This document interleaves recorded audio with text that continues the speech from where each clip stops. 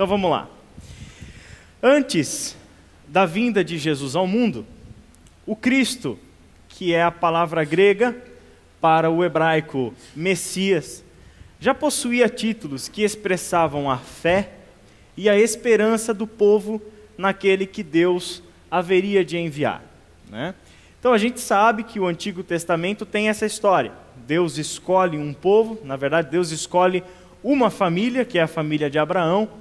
Da família de Abraão ele faz um povo, desse povo ele constrói uma nação, dessa nação você tem a chegada dos reis e os diversos reinos, onde essa nação, com o passar do tempo, vai se tornando cada vez mais autônoma e por conta disso se distanciando do seu Deus, sofre as consequências disso. Reino do Norte e Reino do Sul, ambos são levados para exílio, vivem períodos terríveis de história, de muita dor, de sofrimento. A nação que era a nação de Deus se torna uma nação dominada por uma nação estrangeira.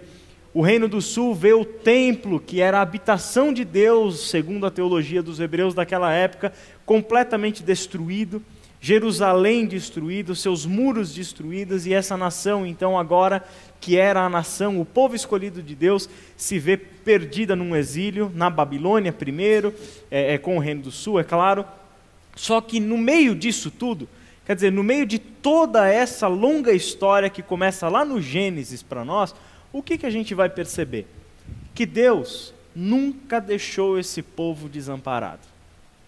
Mesmo com toda a desobediência desse povo, mesmo com toda a dureza de coração, mesmo com toda a forma de ser desse povo meio idólatra, rebelde e etc., Deus sempre manteve esse povo unido debaixo dele, debaixo da sua proteção. Deus continuou cumprindo as suas promessas, renovando as suas promessas e fazendo novas promessas para esse povo, né? E quando a gente fala desse povo, a gente lembra um pouco da nossa vida, não lembra não? Né? Porque não é muito diferente, vamos falar a verdade, né? A gente é meio assim também, né? Então a história do povo de Israel tem um pouco da nossa história lá no meio também, né? Nisso tudo a gente percebe então que Deus é um Deus de promessas, é um Deus de alianças, como é um dos temas que a gente vai estudar aqui com vocês aos domingos de manhã, já fazendo propaganda de novo, né? Não perde. Eu era vendedor, tá, pessoal? Então... Mas assim, a gente percebe então que Deus está sempre fazendo promessas, Deus está sempre fazendo alianças, Deus está sempre cuidando que esse povo, de alguma forma, mantivesse, pelo menos, a esperança de que um dia as coisas seriam diferentes.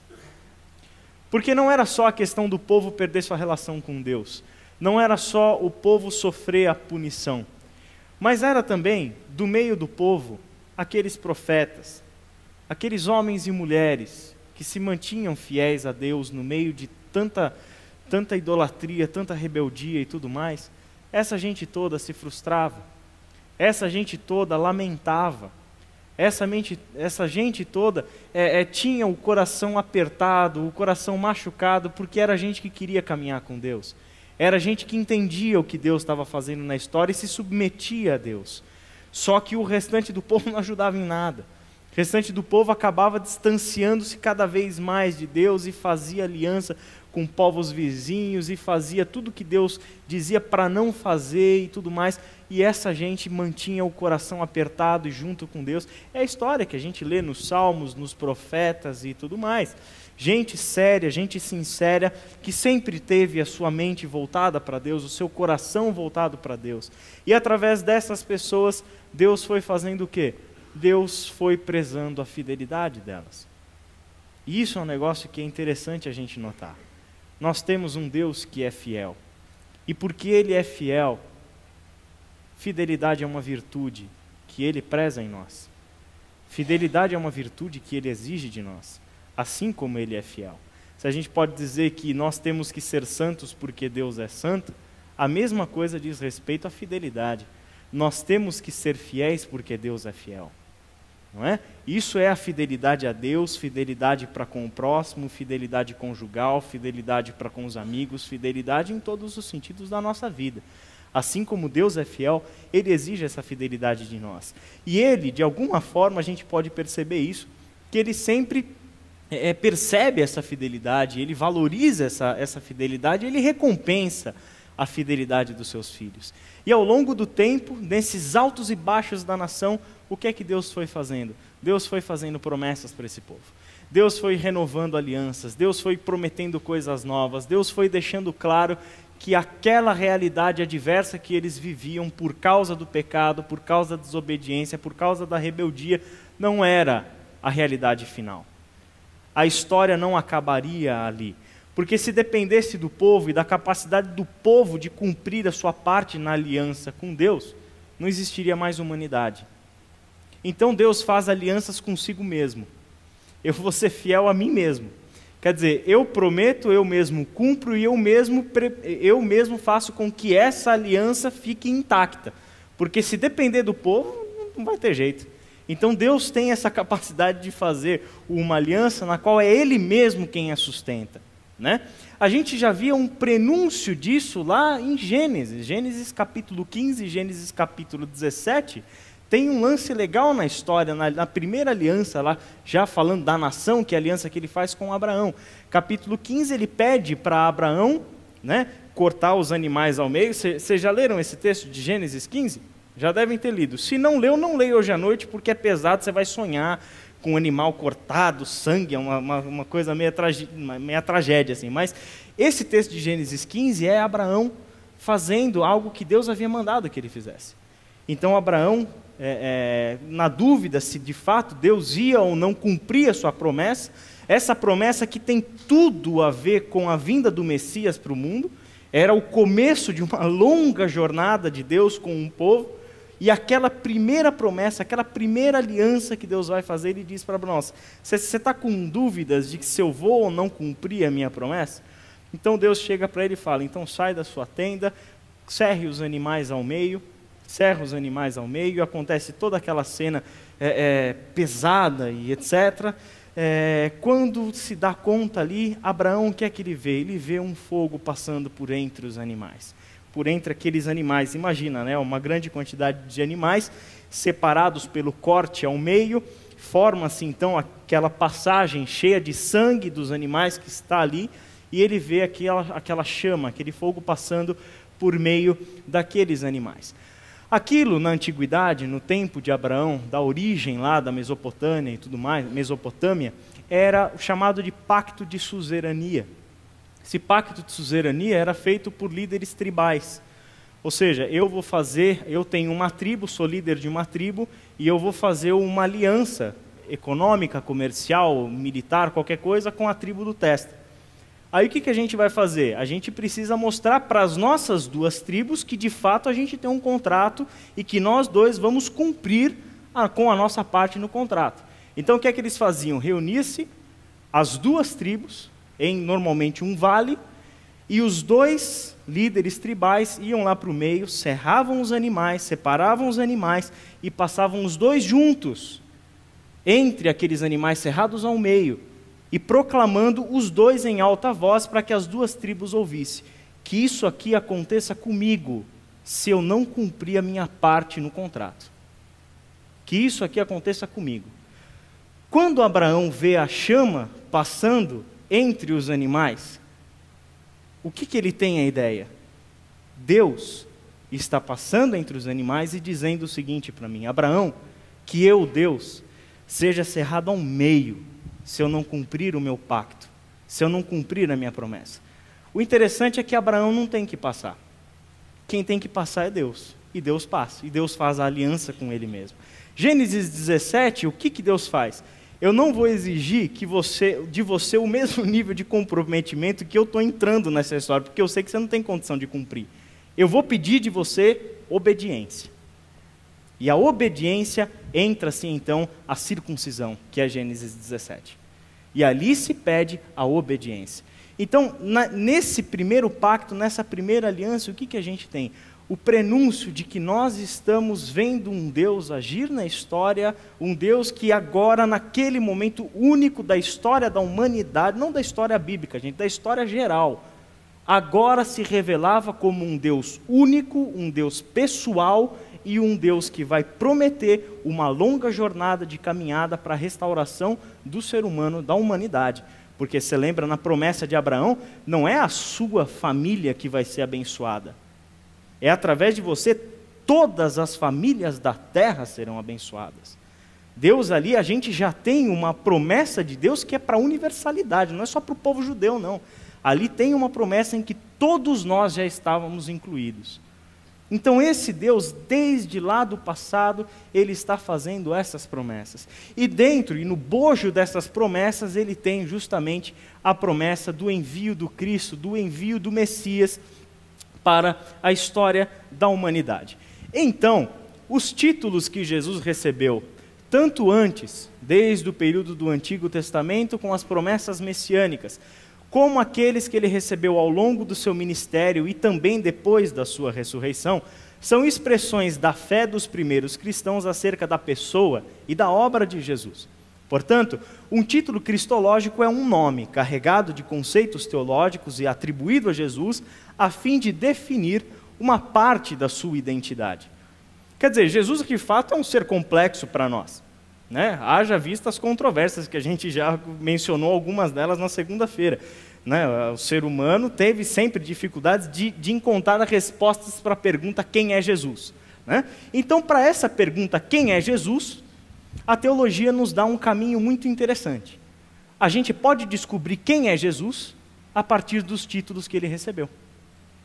Ou seja, a somatória desses títulos é que dão para nós a verdadeira identidade de Jesus.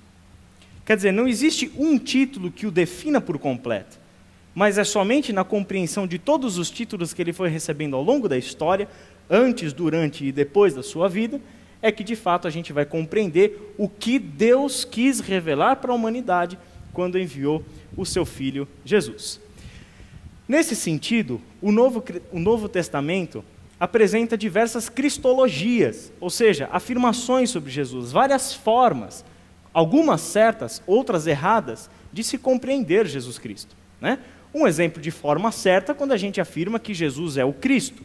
Um exemplo de forma errada é quando eles afirmaram que Jesus era só a aparência de um corpo. Percebe? Uma afirmação correta é quando a gente fala que Jesus é o Filho de Deus, o Filho do homem, o Filho de Davi. Uma afirmação errada é quando eles acharam que Jesus era um dos profetas. Percebe? Quer dizer, são coisas distintas, são afirmações certas e erradas, porque a pergunta quem é Jesus, a interrogação quem é Jesus, já estava na cabeça do pessoal no tempo em que Jesus desenvolveu o seu ministério. Marcos, capítulo 8, de 27 a 30, não precisa abrir, eu projetei aqui, se todo mundo conseguir ler, acho que a gente poupa um pouquinho de tempo. O texto diz o seguinte: Jesus e os seus discípulos dirigiram-se para os povoados nas proximidades de Cesareia de Filipe. No caminho, Jesus lhes perguntou: quem o povo diz que eu sou? Eles responderam: alguns dizem que és João Batista, outros Elias, e ainda outros, um dos profetas. E vocês? Perguntou ele. Quem vocês dizem que eu sou? Pedro respondeu: tu és o Cristo. Jesus os advertiu que não falassem a ninguém a seu respeito. A gente tem afirmações semelhantes em outros evangelhos. É curioso porque Mateus, ele narra esse mesmo diálogo, essa mesma história, mas ele coloca um adendo, né? Ele diz que quando Pedro disse que Jesus era o Cristo, o Filho do Deus vivo, Jesus responde para ele, né? Olha, Pedro, feliz é você porque isso não te veio da sua cabeça, foi o Pai que te revelou. Né? Então é mais interessante ainda para a história de Pedro, porque o Pedro não dá uma dentro, né? Ele não fala uma certa, e quando acerta, Jesus fala: não foi você, foi o Pai que revelou. Né? Então é uma coisa interessante da história de Pedro nesse sentido. Né? E Mateus, se você quiser anotar aí do lado, é Mateus capítulo 16, de 13 a 20. Eu acho que, eu não sei se eu pus esse texto aí na apostila de vocês. As cristologias do Novo Testamento, a partir dos títulos, não se excluem, como a gente já mencionou, mas devem ser complementares, pois abordam diferentes aspectos e diferentes momentos do ministério de Jesus. Existem afirmações ou títulos cristológicos que falam da pré-existência de Jesus como o Logos, que a gente já mencionou várias vezes ao longo da semana. Sobre o ministério terreno de Jesus, como Filho do Homem, como servo sofredor, 2 títulos que a gente vai estudar mais a fundo agora.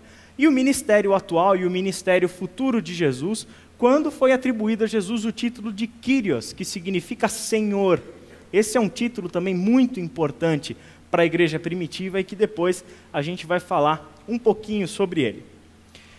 Oscar Cullmann, esse jovem senhor, foi o teólogo que melhor explorou a cristologia a partir dos títulos cristológicos do Novo Testamento, né?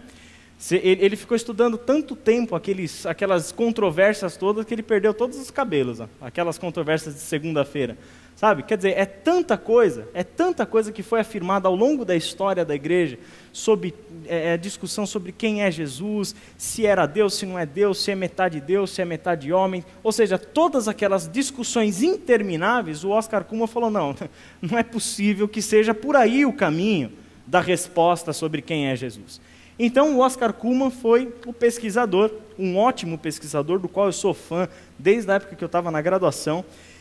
O Oscar Cullmann mostrou nessa obra, Cristologia do Novo Testamento, que as discussões cristológicas dos primeiros séculos, lembra, aquelas que a gente mencionou um pouquinho na segunda-feira, foram prejudicadas justamente porque não deram a devida atenção a certos títulos usados por Jesus ou atribuídos a ele, tais como Filho do Homem e Servo Sofredor. Ou seja, os primeiros teólogos cristãos do século II para frente, já no diálogo com a cultura helênica, com a filosofia dos gregos, com o pensamento do mundo greco-romano e etc., entraram muito na discussão sobre quem é Jesus da perspectiva filosófica. E quando entraram para definir Jesus em perspectiva teológica, o título que mais sobressaía e que mais fazia uma ponte entre a pessoa de Jesus, a revelação bíblica, e a filosofia grega e etc., que era a dominante do seu tempo, era justamente o título do Logos. Porque Logos era um termo filosófico presente na filosofia dos grandes clássicos gregos. E ali eles encontraram um ponto de contato. É por aqui que a gente dialoga com a nossa cultura. É por aqui que a gente dialoga com o pensamento do nosso tempo. Só que isso, por um outro lado, não teve fim. O pessoal saiu viajando para tudo quanto é lado. Fizeram voos altíssimos e não aterrissaram em lugar nenhum nunca. Né? Então ficou meio que nem aquela história daquele avião, que até agora ninguém sabe o que aconteceu. É mais ou menos a história dessas discussões cristológicas do primeiro século, do segundo século para frente.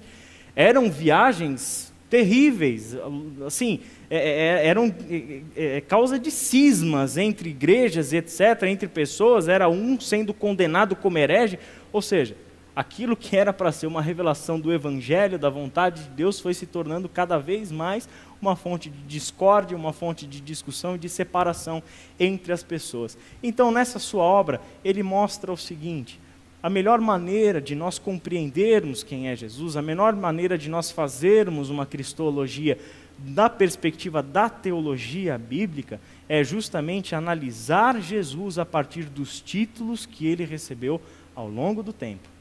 Certo? E é por isso que eu gosto bastante dele. A minha área, justamente, é a teologia bíblica por muita influência do Oscar Cullmann. A lista dos títulos cristológicos atribuídos a Jesus é muito grande. A gente cita apenas alguns aqui, mais conhecidos, mais importantes.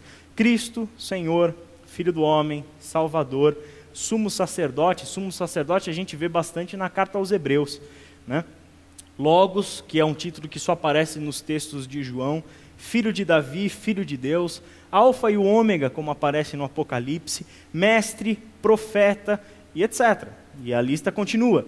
Ou seja, são bastantes atribuições, títulos que foram sendo dados para Jesus ao longo do tempo.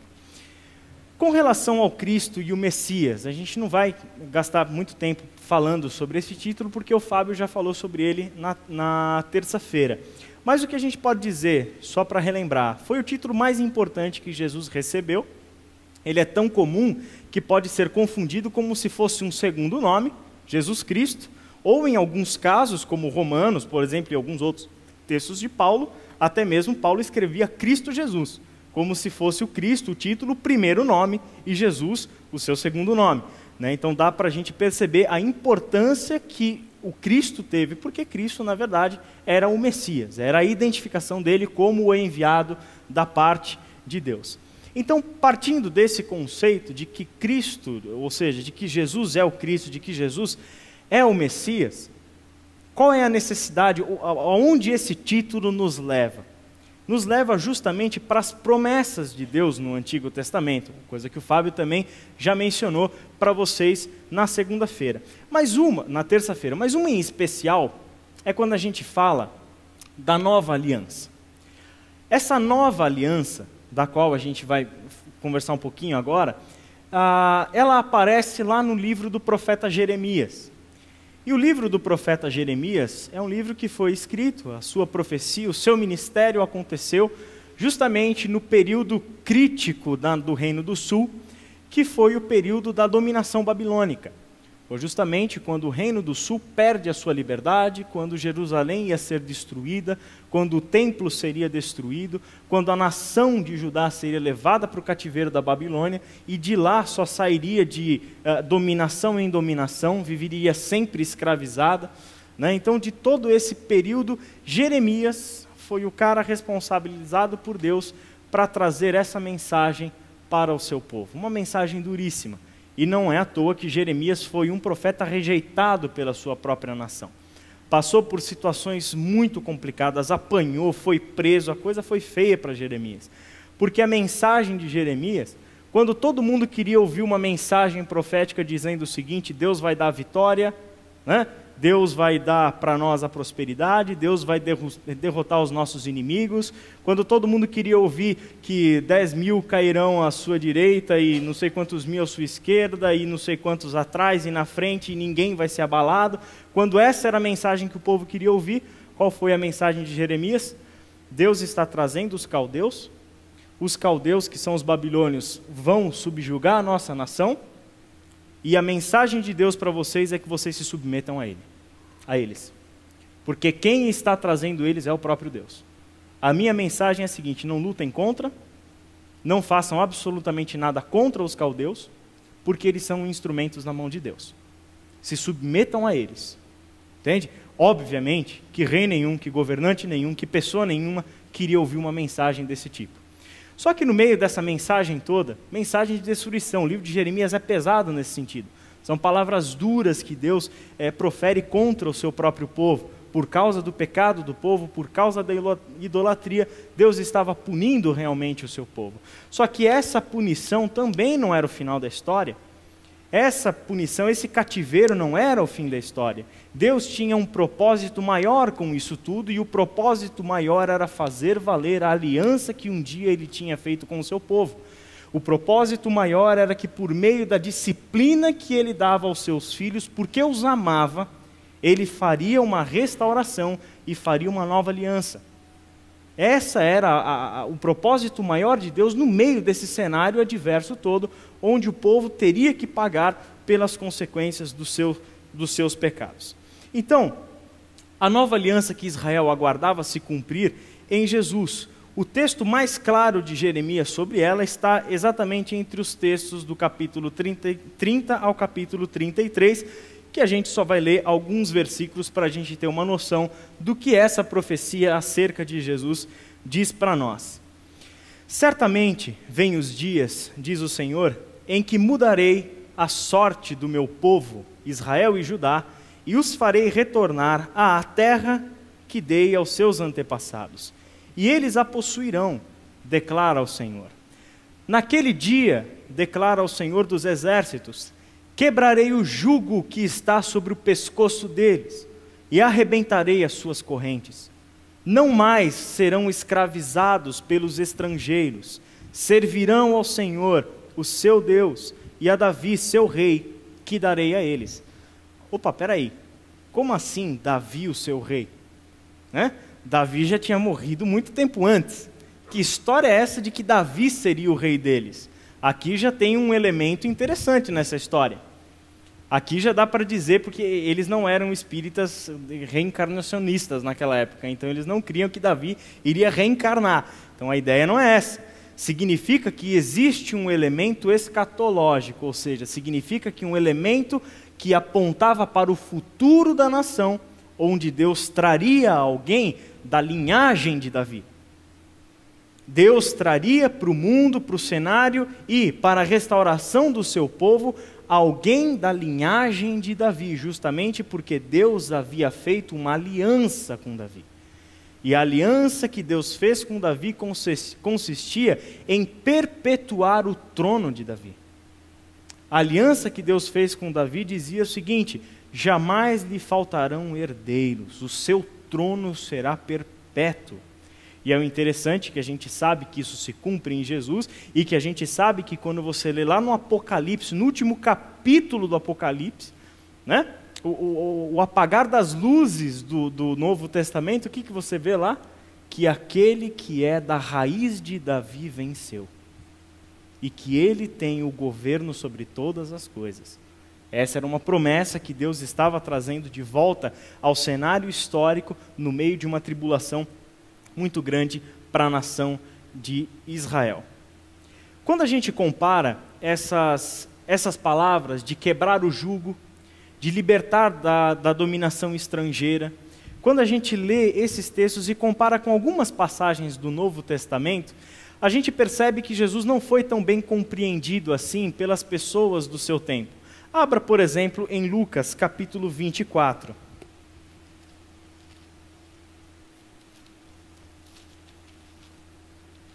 Lucas 24, versículo 21.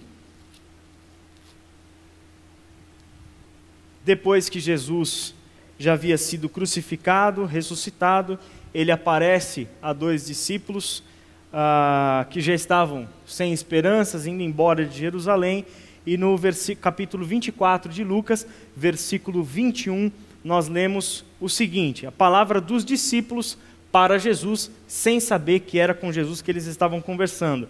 E nós esperávamos que era Ele, que era Jesus, que ia trazer a redenção a Israel. Ou seja, eles tinham depositado em Jesus a confiança, eles tinham visto em Jesus o cumprimento dessa promessa. Essa promessa que havia sido feita por Jeremias muito tempo antes. Só que faltava alguma coisa para entender direito essa promessa. Porque se de fato eles estivessem crendo que a promessa estava se cumprindo em Jesus, eles não tinham motivos para estar sem esperança.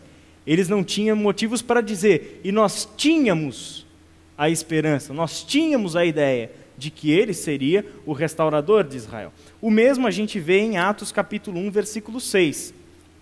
Abre rapidinho lá, Atos 1, 6, diz o seguinte: depois que Jesus está dando lá as suas últimas instruções para os discípulos perguntam o seguinte para ele. Então os que estavam reunidos lhe perguntaram: Senhor, é neste tempo que vais restaurar o reino a Israel? Percebe novamente? Essa profecia volta à tona, porque é um povo judeu que vive sob dominação estrangeira, que vive nesse período histórico sob a dominação dos romanos, não mais dos babilônios, mas vive sob a dominação estrangeira. E o que eles esperavam é que o Messias que viesse reinaria literalmente no trono de Israel. Literalmente reinaria e restauraria o reino a Israel, segundo a linhagem de Davi, ou seja, traria para Israel de novo toda a glória, todo o esplendor, toda a estabilidade que foi o reino conquistado por Davi. Foi o reino que Deus deu a Davi. Era o que eles esperavam. Queríamos que fosse dessa forma. O que faltava eles entenderem? Faltava entender que essa profecia, que essa promessa, não dizia respeito somente à nação de Israel, mas que dizia respeito a toda a humanidade. Significa que faltava para eles entenderem que o trono do filho de Davi não seria o trono em Jerusalém, mas o trono do universo. Significava que eles tinham uma ideia, embora em parte correta, era uma ideia limitada. Não era a ideia completa, não era a compreensão completa do que essas palavras proferidas por Jeremias significavam. Outro texto de Jeremias 31, 31. Estão chegando os dias, declara o Senhor, quando farei uma nova aliança com a comunidade de Israel e com a comunidade de Judá. Não será como a aliança que fiz com os seus antepassados, quando os tomei pela mão para tirá-los do Egito, porque eles quebraram a minha aliança, apesar de eu ser o Senhor deles. Esta aliança que farei com a comunidade de Israel depois daqueles dias, declara o Senhor, esta é a aliança que farei com a comunidade de Israel depois daqueles dias, declara o Senhor. Porei a minha lei no íntimo deles, e a escreverei nos seus corações. Serei o Deus deles, e eles serão o meu povo. Que mensagem, que promessa. E a gente, quando olha para o Novo Testamento, a gente vai perceber que foi exatamente dessa forma que os apóstolos compreenderam essa promessa que se cumpriu na pessoa de Jesus. Abra, por gentileza, na segunda carta de Paulo aos Coríntios, no capítulo 3. E olha o que ele diz, dos versículos 3 ao versículo 6. Segundo aos Coríntios, capítulo 3, de 3 a 6, nós lemos o seguinte: Vocês demonstram que são uma carta de Cristo, resultado do nosso ministério, escrita não com tinta, mas com o Espírito do Deus vivo, não em tábuas de pedras, mas em tábuas de corações humanos. Tal é a confiança que temos diante de Deus por meio de Cristo. Não que possamos reivindicar qualquer coisa com base em nossos próprios méritos, mas a nossa capacidade vem de Deus. Ele nos capacitou para sermos ministros de uma nova aliança, não da letra, mas do Espírito, pois a letra mata, mas o Espírito traz vida, mas o Espírito vivifica. Olha só, Paulo diz o seguinte: nós, assim como ele, somos os ministros escolhidos por Deus dessa nova aliança. Ele nos chamou para ser o seu povo, e esse povo que ministra ao mundo a nova aliança.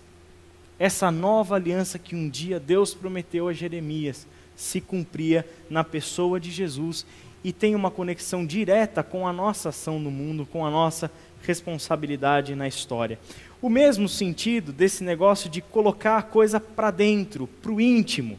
Uma lei que fosse interior, não aquela lei escrita externamente, em tábuas de pedras, mas uma lei colocada no coração, né? Isso você vê também no livro do profeta Ezequiel, que é mais ou menos do mesmo período de Jeremias. Ezequiel capítulo 36, se você quiser abrir aí comigo. Ezequiel 36, versículos 26 e 27, o profeta diz o seguinte, Ezequiel 36, versículos 26 e 27. Darei a vocês um coração novo, e porei um espírito novo em vocês. Tirarei de vocês o coração de pedra, e lhes darei um coração de carne. Porei o meu espírito em vocês, e os levarei a agirem segundo os meus decretos, e a obedecerem fielmente às minhas leis. Olha que promessa que tem tudo a ver com o que Jesus fez, com o que Jesus ensinou. Quando Jesus interpretava a lei, era dessa forma que ele interpretava. Ou seja, não basta o cumprimento externo da lei, Deus está interessado no que está no coração de vocês. A lei deixa de ser exterior para se tornar uma questão interior. Deus coloca para dentro de nós tudo aquilo que no passado ele havia revelado para o seu povo através da lei, em tábuas, escritas em pedras. Ele coloca para dentro de nós. Nisso consistia a promessa da nova aliança. Mais um texto de Jeremias, o último. Naqueles dias e naquela época, farei brotar um renovo justo da linhagem de Davi. Ele fará o que é justo e certo na terra. Naqueles dias Judá será salva, e Jerusalém viverá em segurança. E este é o nome pela qual ela será chamada: o Senhor é a nossa justiça. Davi jamais deixará de ter um descendente que se assente no trono de Israel. De uma vez por todas, o trono de Davi estaria perpetuado. Tudo isso se cumpre na pessoa de Jesus. E o mais interessante é que qual é o primeiro livro do Novo Testamento? Mateus. Alguém abra então no livro de Mateus. E alguém leia para mim em alto e bom som o primeiro versículo do Evangelho de Mateus. O primeiro versículo do Novo Testamento, qual que é? O que é que diz? Uma voz profética aí, vai.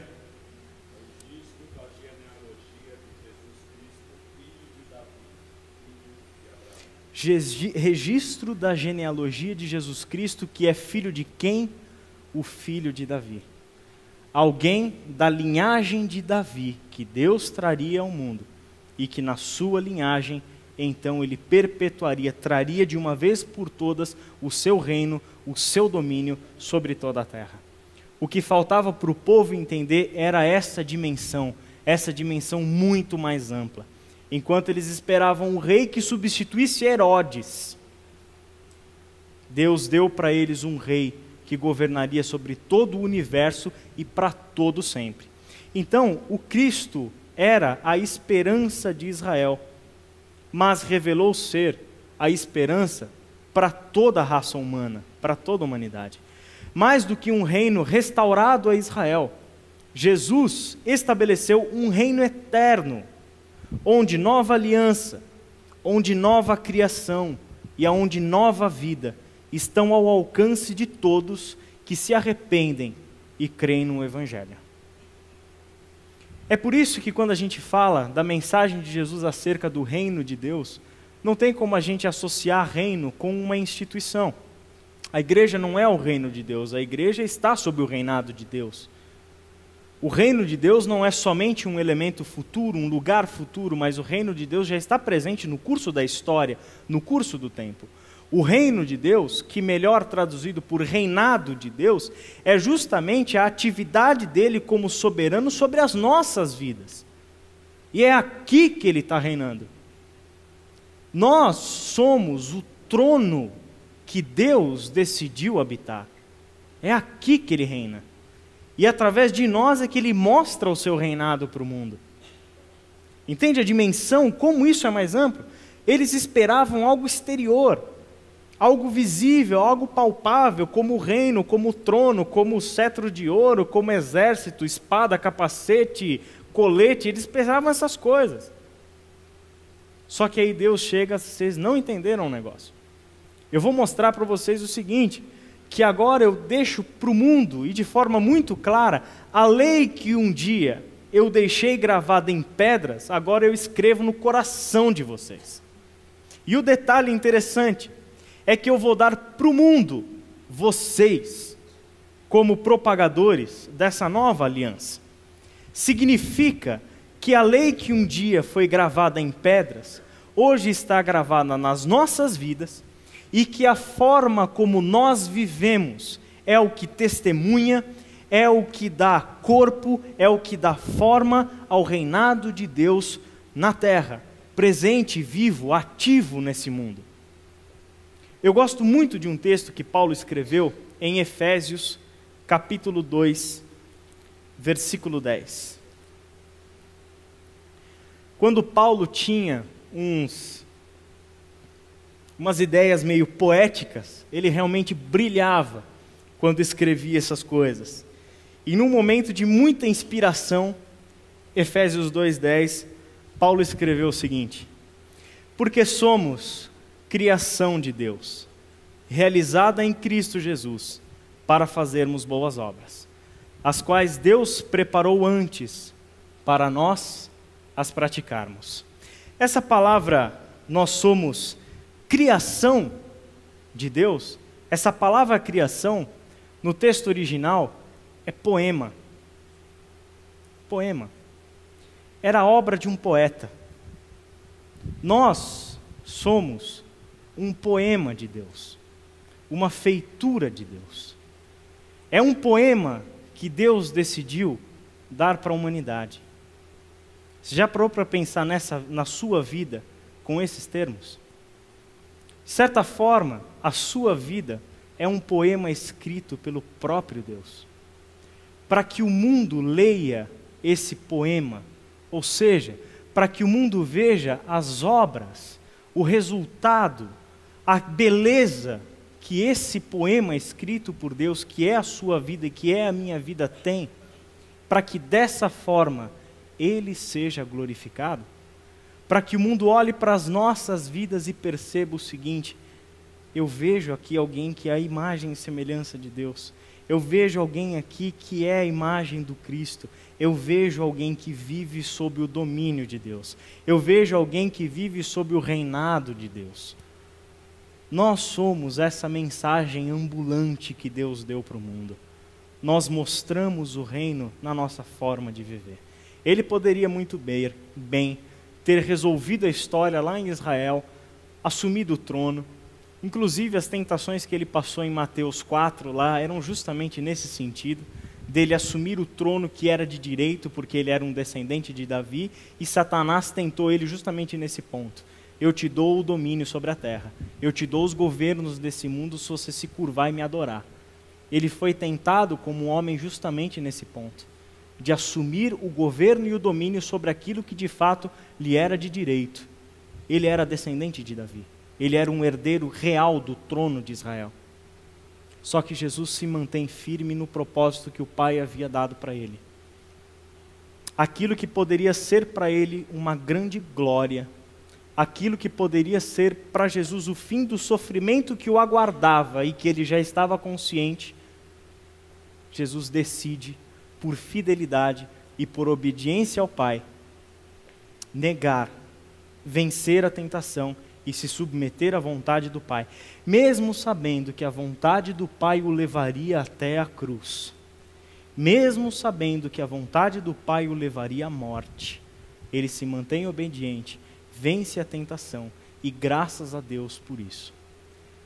Porque foi por intermédio da sua obediência, foi por intermédio do sacrifício resultante da sua obediência, é que nós recebemos o governo de Deus sobre as nossas vidas. Amém? Gente, vamos orar e encerrar por aqui. Não tem sentido entrar no nosso próximo tema agora. Senhor, nosso Deus e nosso Pai, nós queremos te louvar, queremos te engrandecer, porque tu és o Senhor das nossas vidas, tu és o Rei que governa soberanamente sobre nós. Pai querido, nós te pedimos que diariamente o Senhor nos aumente a consciência dessa verdade e as implicações dessa verdade. Que de fato o nosso modo de pensar, que o nosso modo de agir, mostre ao mundo que de fato somos poemas escritos por Ti e dados para essa humanidade, para que ao lerem esses poemas glorifiquem o Teu santo e bendito nome. Pai querido, dá-nos a consciência do que significa sermos servos, súditos do Teu reino. Que isso, Pai, transforme radicalmente a nossa forma de pensar, transforme radicalmente a nossa conduta. Em nome do Teu Filho Jesus é que oramos, Pai, te pedindo força, te pedindo a proteção e o cuidado, em nome de Jesus. Amém. Pessoal, até amanhã.